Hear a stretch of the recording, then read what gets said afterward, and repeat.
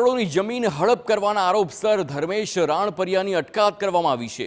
Common પ્લોટમાં દબાણ કરી 5 કરોડથી વધુની જમીન હડપ કરવાનો આક્ષેપ છે અને ગેરકાયદે રૂમ સહિત 2 શેડ બનાવી દેતા લેન્ડ ગ્રેબિંગની ફરિયાદ નોંધાઈ છે।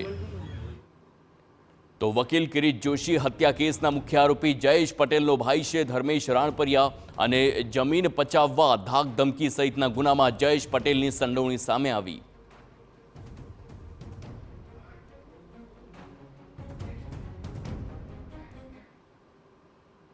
તો પોરબંદરના ભાણવડમાં માનવ કંકાલ મળવાનો જે આખો મામલો છે, 2 અજાણી વ્યક્તિએ સજોડે આપઘાત કર્યો હોવાની આશંકા છે।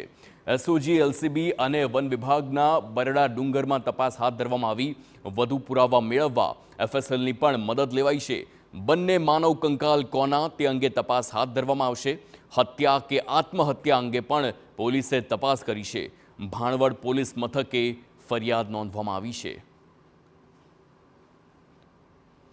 તો આખરે આ માનવ કંકાલ કોનું છે તેને લઈને હાલ સવાલ થઈ રહ્યો છે। તેવામાં સજોડે આપઘાત કર્યો હોવાનો ખુલાસો થયો છે તેવી શક્યતા છે અને હવે તે જ દિશામાં તપાસ હાથ ધરવામાં આવશે।